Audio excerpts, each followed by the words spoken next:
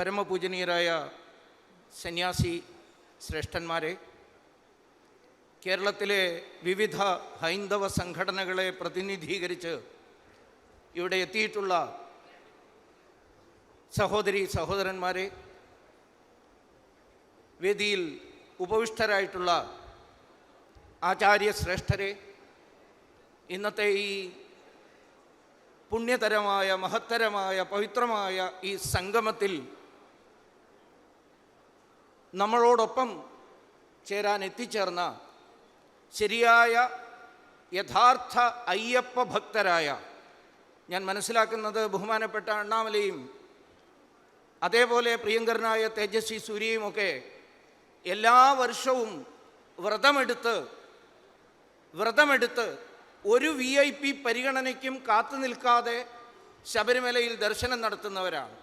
അതുകൊണ്ടാണ് ഞാൻ പറഞ്ഞത്, യഥാർത്ഥ അയ്യപ്പ ഭക്തന്മാരെ പ്രതിനിധീകരിച്ചുകൊണ്ട് കർണാടകത്തിൽ നിന്നും തമിഴ്നാട്ടിൽ നിന്നും എത്തിയ ബഹുമാനപ്പെട്ട അണ്ണാമലൈ, തേജസ്വി സൂര്യ, എല്ലാവർക്കും എൻ്റെ വിനീതമായ നമസ്കാരം.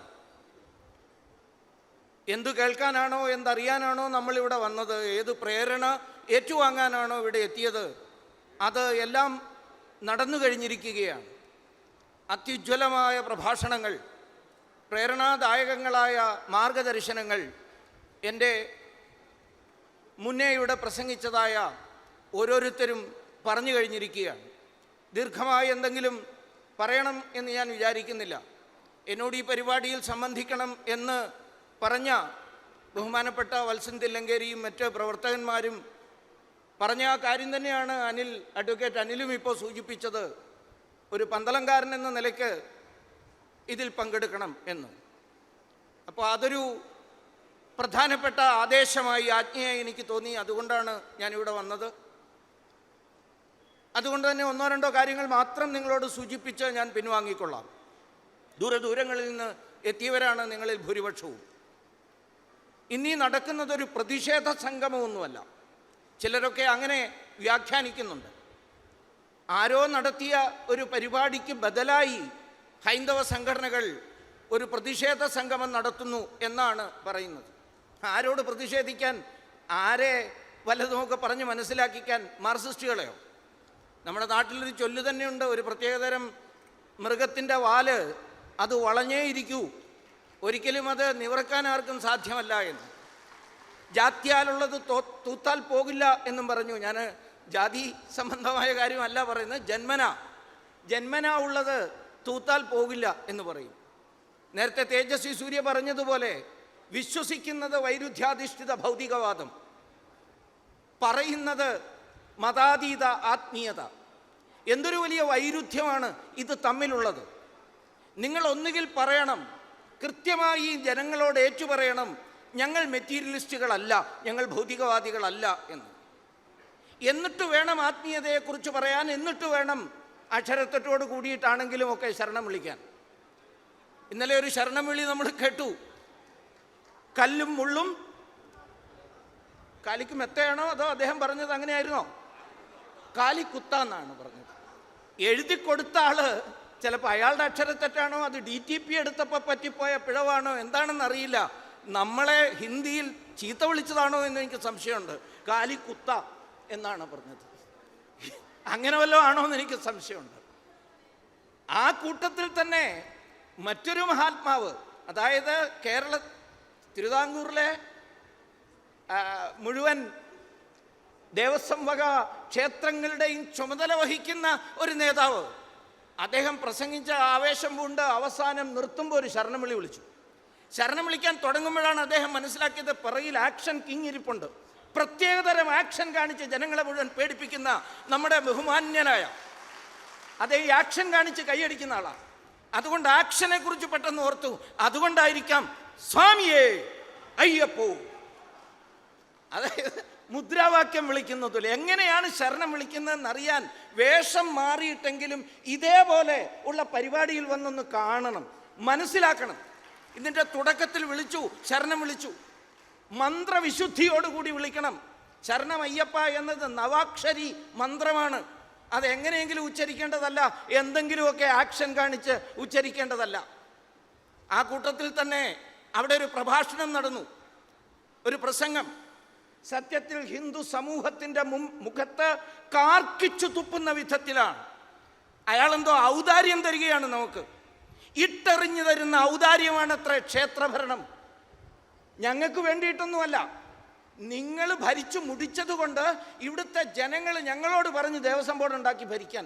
ഈ മനുഷ്യന് ചരിത്രവും അറിയില്ലേ? കേരളത്തിലെ ദേവസ്വം ബോർഡ് എങ്ങനെ നിലവിൽ വന്നതാണ്?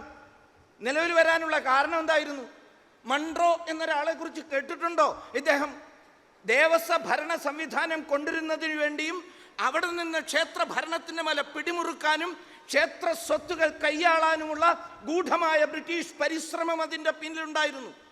എന്നിട്ടിപ്പോൾ നമ്മളോട് പറയുന്നത് എന്താ? ഞങ്ങൾ ഔദാര്യം കൊണ്ട് നിങ്ങളെ നന്നാക്കാൻ. ഏതാണ്ട് സായിപ്പും ഇത് തന്നെയാണ് പണ്ട് പറഞ്ഞത്. സായിപ്പ് നമ്മളെ ഭരിക്കുന്നത് തന്നെ ഒരുതരം ഔദാര്യമാണ്, ഒരുതരം ഔദാര്യം. എന്താ ഔദാര്യം? White men's burden. അതേപോലെ ഇപ്പോൾ റെഡ് മെൻസ് ബർഡനാണ് നമ്മളെ നന്നാക്കുക, കേരളത്തിലെ ഹിന്ദുക്കളെ ഒന്ന് മെച്ചപ്പെടുത്തുക, മനുഷ്യരാക്കുക എന്ന കർത്തവ്യം ഏറ്റെടുത്താണത്രേ ഇദ്ദേഹം ഇത്ര ത്യാഗം സഹിക്കുന്നത്. എന്തൊരു വലിയ ത്യാഗമാണ്! എത്ര രൂപയാ പാവം നമുക്ക് തന്നുകൊണ്ടിരിക്കുന്നത്. ഇവിടെ സൂചിപ്പിച്ചു, വഴിയുണ്ടാക്കി, റോഡുണ്ടാക്കി, കുളമുണ്ടാക്കി, എന്തെല്ലാം ഉണ്ടാക്കി നമുക്ക് തന്നു. എന്നിട്ടും തൃപ്തി വരുന്നില്ല. നിങ്ങൾ പറയുന്നത് ക്ഷേത്രഭരണം മോചിപ്പിക്കണമെന്നാണല്ലോ പറയുന്നതെന്നാണ് സൂചിപ്പിക്കുന്നത്. ഈ നിലയിലുള്ള നിലപാടെടുക്കുന്ന ആള് സത്യത്തിൽ ഞാൻ പറഞ്ഞത് നമ്മുടെയൊക്കെ മുഖത്ത് കാർക്കിച്ചു തുപ്പുകയാണ്. നമ്മുടെയൊക്കെ മുഖത്ത് കാർക്കിച്ചു തുപ്പുന്ന വിധത്തിലാണ് ഈ ഔദാര്യ പ്രഖ്യാപനം നടത്തുന്നത്. ഇതിന് സാധാരണ നമ്മുടെ നാട്ടുംപുറത്തൊക്കെ ഒരു പറച്ചിലുണ്ട്, അല്പത്തം പറയുക എന്ന്. അതുകൊണ്ട് എനിക്ക് ഇത്തിരി കടുത്ത വാക്കാണെങ്കിൽ പോലും അയ്യപ്പ സംഗമമാണോ അവിടെ നടന്നത്, ഈ പറഞ്ഞ സംഗമമാണോ നടന്നത്? ഏതാണ്ട് വൃത്തമൊക്കെ ചേർന്ന് വരും, അല്പസംഗമം അതാണ് നടന്നത് എന്നെനിക്ക് തോന്നാറുണ്ട്. അതാണ് ഇത്തരം കാര്യങ്ങൾ പറയുകയും പ്രവർത്തിക്കുകയും ചെയ്യുന്ന ആളുകൾ ഇവിടുത്തെ ഹിന്ദു സമൂഹത്തെ മുച്ചൂടും തകർക്കാൻ വേണ്ടിയിട്ടുള്ള പരിശ്രമത്തിൽ ഏർപ്പെട്ടിരിക്കുകയാണ്. അതെത്രയോ കാലമായി തുടർന്നുകൊണ്ടിരിക്കുകയാണ്, എത്രയോ കാലമായി. ആദ്യമായി തെരഞ്ഞെടുക്കപ്പെട്ടു എന്ന് പറയുന്ന കമ്മ്യൂണിസ്റ്റ് സർക്കാർ എന്തിൻ്റെ പേരിലാണ് തെരഞ്ഞെടുക്കപ്പെട്ടത്? നമ്മളൊന്ന് ചരിത്രം പിന്നോട്ട് തിരിഞ്ഞു നോക്കിയാൽ ഇവിടുത്തെ ഹിന്ദു സമൂഹത്തിൻ്റെ നിഷ്കളങ്കതയെ ചൂഷണം ചെയ്തിട്ടാണ് EMS നമ്പൂതിരിപ്പാട് അധികാരത്തിലേക്ക് വന്നത്. അതും ശബരിമലയുമായി ബന്ധപ്പെട്ട ഒരു വിഷയത്തെ ചൊല്ലി, ശബരിമല തീവെപ്പ് കേസിൻ്റെ അന്വേഷണ കമ്മീഷൻ റിപ്പോർട്ട് സഭയുടെ മേശപ്പുറത്ത് വയ്ക്കും, ഞങ്ങളെ ജയിപ്പിച്ചാൽ എന്നിവിടുത്തെ പാവപ്പെട്ട ഹിന്ദുക്കളെ പറഞ്ഞ് വിശ്വസിപ്പിച്ചു. ഏതാണ്ട് ഇപ്പോഴും അതേപോലൊരു തട്ടിപ്പിന് ശ്രമിക്കുകയാണ്. ഒരു മൂന്നാം വട്ടം തുടരാൻ ഇവിടുത്തെ ഹിന്ദുക്കളെ വഞ്ചിക്കേണ്ടത് ആവശ്യമാണ് എന്ന് മനസ്സിലാക്കിക്കൊണ്ടാണ് ഇന്ന് വീണ്ടും അതേ ആയുധം പുറത്തെടുത്ത് ഈ വലിയ നിക്ഷേപക സംഗമം പമ്പാതീരത്ത് നടത്തിയത്. എത്ര വലിയ സൗകര്യങ്ങൾ നൽകി, എല്ലാവിധ ഭീഷണികളും ഉപയോഗിച്ചുകൊണ്ട് വിവിധ സർക്കാർ ഉദ്യോഗസ്ഥന്മാരെ, തൊഴിലാളികളെ അവിടുന്ന് പിടിച്ചു വലിച്ചു കൊണ്ടുവന്ന് ഈ പരിപാടി നടത്തി. ഇവിടെ നേരത്തെ പറയുന്നുണ്ടായിരുന്നു സ്വാമിജി, കൊടും ചൂടായിരുന്നു ഇവിടെ, പക്ഷേ നമുക്കൊരു വിഷമവും ഉണ്ടായില്ല. പമ്പയിലായിരുന്നെങ്കിൽ ശീതീകരിച്ച വലിയ ഹാളായിരുന്നു, എന്നിട്ടും നമ്മളാരും അവിടെ പോകാൻ തയ്യാറായുമില്ല. കാരണം അറിയാമായിരുന്നു അത് ഭക്തന്മാരുടെ സമ്മേളനമല്ല, ഭക്തന്മാർക്ക് വേണ്ടിയിട്ടുള്ള സമ്മേളനമല്ല, വിശ്വാസികൾക്ക് വേണ്ടിയിട്ടുള്ള സമ്മേളനം അല്ല എന്ന് നേരത്തെ പ്രഖ്യാപിച്ചിട്ടുണ്ട്. കോടതിയുടെ മുമ്പാകെ തന്നെ പറഞ്ഞിട്ടുണ്ട്, ഈ ശബരിമല ക്ഷേത്രം എന്ന് പറയുന്നത് ഹിന്ദുക്കളുടേതല്ല എന്ന്. ഇവിടെ നേരത്തെ അതിനെക്കുറിച്ച് പറഞ്ഞു, ഞാൻ കൂടുതൽ ദീർഘിപ്പിക്കുന്നില്ല. 2018 ഒക്ടോബർ മാസം 12-ാം തീയതി ഹൈക്കോടതിയിൽ സമർപ്പിച്ച മറ്റൊരു അഫിഡവിറ്റ് ഉണ്ട്. ഇവിടെ നേരത്തെ വത്സന്തെല്ലും കയറി അതിനെക്കുറിച്ച് പറഞ്ഞു. ആ അഫിഡവിറ്റ് അഡ്വക്കേറ്റ് TG മോഹൻദാസ് കൊടുത്തൊരു കേസുണ്ട്. അതായത് വിഗ്രഹാരാധകരല്ലാത്തവരെ ക്ഷേത്രത്തിൻ്റെ ഉള്ളിൽ കയറ്റരുത് എന്ന് പറഞ്ഞുകൊണ്ട് അതിനെക്കുറിച്ച് കൊടുത്ത കേസാണ്. ആ കേസ് വാദത്തിൽ വരുമ്പോൾ സമർപ്പിച്ച സത്യവാങ്മൂലത്തിൽ എന്താണ് പറയുന്നത് എന്നിവിടുത്തെ ഓരോ ഹിന്ദുവും ആവർത്തിച്ച് മനസ്സിലാക്കണം. പറയുന്നത് ശബരിമലയെ സംബന്ധിച്ചൊരു തീരുമാനമെടുക്കണമെങ്കിൽ വഖഫിനോട് ചോദിക്കണം എന്നാണ്, വഖഫ് ബോർഡുമായി ചർച്ച ചെയ്യണം എന്നാണ്. അതുപോരാ, കാരണം എന്താ, ഇത് ഹിന്ദുക്കളുടേതല്ല. രണ്ടാമത് ക്രൈസ്തവ സഭകളുമായി ചർച്ച ചെയ്യണം എന്നാണ് പറഞ്ഞത്. അപ്പോൾ വഖഫ് ബോർഡും അതേപോലെ ക്രൈസ്തവ സഭകളോടും ചർച്ച ചെയ്തു വേണം ശബരിമലയെ സംബന്ധിച്ചൊരു തീരുമാനമെടുക്കാനെന്ന് കോടതിയുടെ മുമ്പാകെ പറയാൻ ധാർഷ്ട്യം, ധിക്കാരം കാണിച്ച ഈ ഗവൺമെൻറ്, ഇതേ ഗവൺമെൻറ്റാണ്. അവർക്ക് പൂർണ്ണമായ ഉദ്ദേശ്യം ഈ ക്ഷേത്രത്തെ തകർക്കുക, ക്ഷേത്രത്തെ ഇല്ലാതെയാക്കുക. അതിനു വേണ്ടിയിട്ടാണ് ഡയമണ്ട് കാർഡും സ്വർണ്ണ കാർഡും വെള്ളിക്കാർഡും ഒക്കെ കൊടുത്ത് 1 കോടി തരികയാണെങ്കിൽ ഇത്ര നേരം ശബരിമല ശ്രീകോവിലിൻ്റെ മുമ്പാകെ നിൽക്കാനുള്ള അവസരം കൊടുക്കും, അത്രയും തരാം. ഇനി അത് 10 ലക്ഷമാണെങ്കിൽ ഇത്ര അടുത്ത് വരെ എത്താം, അവിടെ സുഖമായി 5 ദിവസം തൊഴാം. ആ സമയത്ത് ഇവിടുത്തെ പാവപ്പെട്ട ഭക്തന്മാർ അവിടെ നിന്ന് നട്ടം തിരിയണം, ഒരു തുള്ളി വെള്ളം പോലും കുടിക്കാനില്ലാത്തവണ്ണം. അല്ല, ഈ 1 കോടിയോ 10 കോടിയേക്കാൾ കൂടുതൽ കൊടുത്താൽ ഇനി ശബരിമലയിലെ ശ്രീകോവിലിൻ്റെ അകത്ത് കയറ്റി അയ്യപ്പൻ്റെ സ്ഥാനത്തിരുത്തുമോ നിങ്ങൾ? അതും ചിലപ്പോൾ ചെയ്യാൻ സാധ്യതയുണ്ട് എന്നാണ് എനിക്ക് തോന്നുന്നത്. നമ്മൾ ഉണർന്നില്ലെങ്കിൽ, നമ്മൾ നമ്മുടെ അവകാശങ്ങളെക്കുറിച്ച് ബോധ്യപ്പെട്ട് മുന്നോട്ട് വരാൻ തയ്യാറാകുന്നില്ല എങ്കിൽ അതും സംഭവിച്ചു എന്ന് വരാം. അതുകൊണ്ട് നമ്മൾ ഓരോരുത്തരും കരുതലോടുകൂടി ഇരിക്കണം. ഒരേ ഒരു ഗുണം സംഭവിച്ചിട്ടുണ്ട് ഈ ഇന്നലെ നടന്ന, അല്ലെ മിനിഞ്ഞാന്ന് നടന്ന സമ്മേളനത്തിൽ. ഇവിടെ നേരത്തെ ബഹുമാനപ്പെട്ട അണ്ണാമലയൊക്കെ സൂചിപ്പിച്ചതുപോലെ ഭഗവത്ഗീത ആദ്യമായി അങ്ങനെ ഒരു ഗ്രന്ഥമുണ്ട് എന്ന് അദ്ദേഹത്തിന് മനസ്സിലായി. അതിലൊന്ന് തുറക്കാൻ തോന്നിയില്ല. അതുകൊണ്ട് പിന്നിൽ കുറേ അധികം ആൾക്കാർ പണിയെടുക്കാനുണ്ട്. ഞാൻ പേരുകളൊന്നും പറയുന്നില്ല. അവരെഴുതി കൊടുത്ത ഭക്തനെ കുറിച്ചുള്ള ലക്ഷണം, അദ്വേഷ്ട സർവഭൂതാനാം മൈത്രക്കരുണ ഏവച എന്ന് തുടങ്ങുന്ന ശ്ലോകം എങ്ങനെയെല്ലാമോ അങ്ങനെ പറയുന്ന കാര്യങ്ങളെല്ലാം കൂടി പറയാൻ തുടങ്ങി. അതിൻ്റെ ശരിക്കുള്ള അർത്ഥമൊന്ന് പഠിക്കാൻ തയ്യാറായാൽ തന്നെ ബഹുമാനപ്പെട്ട Annamalai, it is not necessary for him to go further with 6 chapters. Let that shloka itself shows that maitri, karuna ഇങ്ങൾക്ക് പറഞ്ഞിട്ടുള്ള സാധനമാണോ ഈ സാധനം? നിർമ്മമോ നിരഹങ്കാരി. എന്താ ദൈവമേ, മൈക്കൊരൽപ്പം കേടായി പോയാൽ ആ മൈക്ക് ഓപ്പറേറ്ററെ തല്ലുകയല്ല, ബാക്കിയൊക്കെ ചെയ്യുന്ന ആളാണ്. നിർമ്മമോ നിരഹങ്കാര മൈത്ര കരുണ ഏവച്ച. എന്തർത്ഥാണ്? ശരി, he may not go further to 6 chapters. Let him start from first chapter itself. In the 3rd chapter, 6th Shloka, it is about him. അദ്ദേഹത്തെ കുറിച്ചാണ്. ആ 3-ാമത്തെ അധ്യായത്തിലെ 6-ാമത്തെ ശ്ലോകം മിഥ്യാചാര ലക്ഷണം, ഹിപ്പോക്രൈറ്റിന്റെ ലക്ഷണം പറയുന്നുണ്ട്. ഹിപ്പോക്രൈറ്റ് കർമ്മേന്ദ്രിയാണി സംയമ്യ യ ആസ്ഥേ മനസാസ്മരൻ ഇന്ദ്രിയാർത്ഥാൻ വിമൂഢാത്മാ മിഥ്യാചാര സ ഉച്യതേ. ആരാണ് മിഥ്യാചാരൻ? ഇവിടെ ഹിപ്പോക്രസിയെ കുറിച്ച് തേജസ്വി സൂചിപ്പിച്ചു നേരത്തെ. മിഥ്യാചാരൻ ആരാണ്? കർമ്മേന്ദ്രിയാണി സംയമ്യ, തൻ്റെ കർമ്മേന്ദ്രിയങ്ങളെ മുഴുവൻ സംയമിപ്പിച്ചു എന്ന് എല്ലാവരോടും പറയുക. ഇതേ അങ്ങനെ പറഞ്ഞുകൊണ്ടിരിക്കുകയാണ്. ഞാനിപ്പോൾ എൻ്റെ കൈ ശുദ്ധമാണ്, എൻ്റെ പോക്കറ്റിലൊന്നുമില്ല, മടിയിലുള്ളവനല്ലേ, എന്താ അങ്ങനെയൊക്കെയുള്ള ചൊല്ലുകളൊക്കെ പറഞ്ഞുകൊണ്ട് അദ്ദേഹം പറഞ്ഞുകൊണ്ടിരിക്കുകയാണ് കർമ്മേന്ദ്രിയാണി സംയമ്യ, ഞാൻ സംയമിച്ചു. പക്ഷേ ഭഗവാൻ പറയുന്നുണ്ട് ആ കൂട്ടത്തിൽ ഒരു കാര്യമുണ്ട്, ആസ്ഥേ മനസാസ്മരൻ ഇന്ദ്രിയാർത്ഥാൻ വിമൂഢാത്മാ. നിങ്ങൾ ഈ പുറത്തിതെല്ലാം പറയുകയും അകത്ത് സദാ ഇന്ദ്രിയ വിഷയങ്ങളെ കുറിച്ച് ചിന്തിച്ചു കൊണ്ടേയിരിക്കുകയാണെങ്കിൽ, ഇത് എന്താ ചിന്തിച്ചുകൊണ്ടിരിക്കുന്നത്? ഞാൻ ഇത്തരം ഒരു സഭയിൽ അതിനെക്കുറിച്ച് പറയാൻ തയ്യാറാവുന്നില്ല. ചിന്തിക്കുന്നത് മുഴുവൻ അർത്ഥത്തെക്കുറിച്ചാണ്. അതുകൊണ്ടാണല്ലോ ഈ ഡയമണ്ട് കാർഡൊക്കെ കൊടുക്കാൻ നിശ്ചയിച്ചത്. അദ്ദേഹത്തിന് ഡയമണ്ടിനോടും സ്വർണത്തോടും ഒക്കെ വളരെ പ്രിയമാണ്. അതുകൊണ്ടാണ്. അപ്പോൾ ഇന്ദ്രിയാർത്ഥാൻ വിമൂഢാത്മാ മിഥ്യാചാര സൗച്യത്തെ, അവരെയാണ് മിഥ്യാചാരന്മാരെന്ന് പറയുന്നത്. അതുകൊണ്ട് 12-ാം അധ്യായം വരെയൊന്നും പോകണ്ട, 3-ാം അധ്യായത്തിലെ കർമ്മയോഗത്തിലെ ഈ മിഥ്യാചാര ലക്ഷണമെങ്കിലും ഒന്ന് പഠിച്ചു വയ്ക്കുന്നത് നല്ലതാണ്. ജനങ്ങൾ ഇതൊക്കെ തിരിച്ചറിഞ്ഞു കഴിഞ്ഞിരിക്കുകയാണ്. ജനങ്ങൾ ഇതൊക്കെ മനസ്സിലാക്കുകയാണ്. മനസ്സിലാക്കിയ ജനങ്ങൾ ഒത്തൊരുമിച്ച് കൂടുകയാണ്. ഒത്തൊരുമിച്ച് കൂടി അവരവരുടെ ഭാവിയെക്കുറിച്ചുള്ള തീരുമാനങ്ങൾ കൈക്കൊള്ളാൻ മുന്നോട്ട് വരും. യാതൊരു സംശയവും അതിലില്ല. ഒരു തവണ അബദ്ധമൊക്കെ പറ്റാം ഈ ഹിന്ദുക്കൾക്ക്, ചിലപ്പോൾ അത് 2 തവണയുമായി എന്ന് വരാം. പക്ഷേ 3-ാം തവണ വിഡ്ഢികൾക്ക് പോലും അബദ്ധം പറ്റില്ല എന്ന് പറയും. അതുകൊണ്ട് ഈ നാട്ടിലെ ഹിന്ദുക്കൾ ഇവർക്കും മനസ്സിലാക്കാൻ കഴിയുന്ന ഭാഷയിൽ മറുപടി കൊടുക്കണം.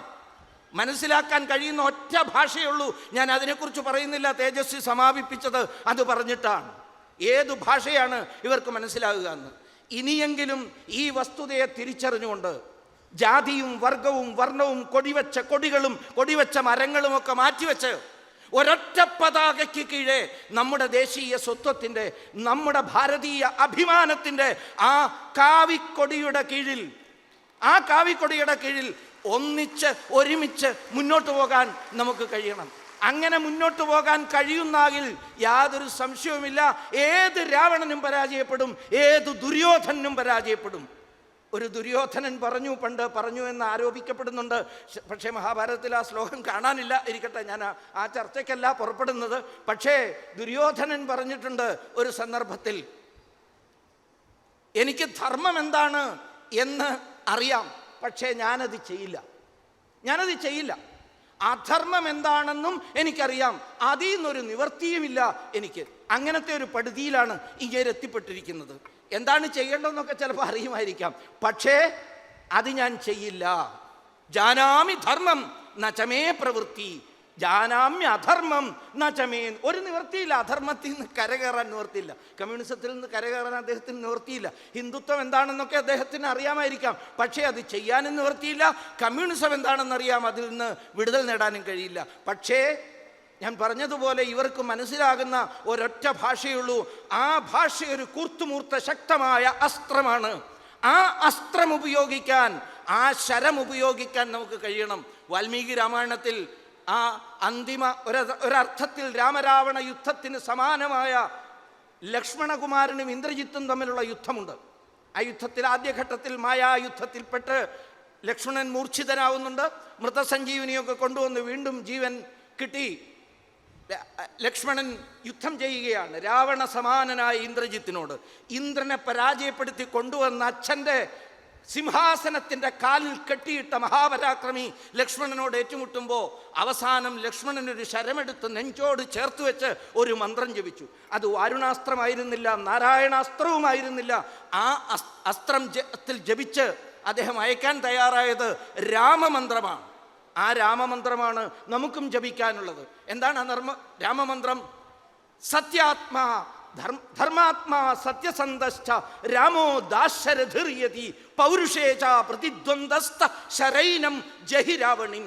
എൻ്റെ ജ്യേഷ്ഠനായ ധർമാത്മാവായ രാമൻ സത്യസന്ധനാണെങ്കിൽ, ധർമാത്മാവാണെങ്കിൽ, ഹേ ശരമേ പോയി കൊന്നു വെന്ന് തിരിച്ചു വാ എന്ന് പറഞ്ഞിട്ട് ഒരു ശരം വഹിക്കുന്നുണ്ട്. വാൽമീകി രാമായണത്തിലെ വികാരനിർഭരമായൊരു രംഗമാണ്. ആ ശരമാണ് പോയി ഇന്ദ്രജിത്തിനെ, രാവണപുത്രനെ കൊന്നു തിരിച്ചു വരുന്നത്. ഏതാണ്ട് അതേപോലെ നമ്മുടെ ഈ പാരമ്പര്യം, വിശുദ്ധമായ പാരമ്പര്യം, അയ്യപ്പ ഭഗവാൻ പ്രതിനിധാനം ചെയ്യുന്ന ആ പാരമ്പര്യം, തത്വമസി എന്ന ആ മഹത്തരമായ തത്വത്തെ നമുക്ക് തന്ന ആ മഹാദർശനത്തിൻ്റെ പ്രതീകമായ അയ്യപ്പ ഭഗവാൻ അത് സത്യമാണെങ്കിൽ, അയ്യപ്പൻ സത്യമാണെങ്കിൽ, ഈ ധർമ്മം സത്യമാണെങ്കിൽ, നമ്മുടെ പാരമ്പര്യം സത്യമാണെങ്കിൽ, ത്യാഗത്തിലും സേവനത്തിലൂടെയും വളർന്നു വന്നതാണ് ഈ മഹത്തായ പാരമ്പര്യമെങ്കിൽ, ഒരു കമ്മ്യൂണിസ്റ്റുകാരനും ഒരു മാർക്സിസ്റ്റുകാരനും ഈ ക്ഷേത്രങ്ങളെയും അയ്യപ്പ പാരമ്പര്യത്തെയും തടയാനോ തടുക്കാനോ കഴിയില്ല. അവരെ ഇല്ലാതാക്കുക തന്നെ ചെയ്യും. അതിനുവേണ്ടി ദൃഢപ്രതിജ്ഞതരായി മുന്നോട്ട് പോകാൻ നമ്മൾ ഓരോരുത്തരും സന്നദ്ധരാക്കണം. ഈ അയ്യപ്പ സംഗമം ആഹ്വാനം ചെയ്യുന്നത് നമ്മളോടാണ്. ആരെങ്കിലും എന്തെങ്കിലും ചെയ്യണമെന്നുള്ള കാര്യമല്ല. നമ്മൾ ചെയ്താലേ മതിയാവുകയുള്ളൂ. അത് ചെയ്യാൻ സന്നദ്ധരായി മുന്നിട്ടിറങ്ങുവാനുള്ള വിനീതമായ അഭ്യർത്ഥനയോടുകൂടി എൻ്റെ ഈ വാക്കുകൾ അയ്യപ്പ തൃപ്പാദങ്ങളിൽ, ഭൂതാദിനാഥൻ്റെ ആ തൃപ്പാദങ്ങളിൽ സമർപ്പിച്ച് പിൻവാങ്ങുന്നു. വന്ദേ മാതരം.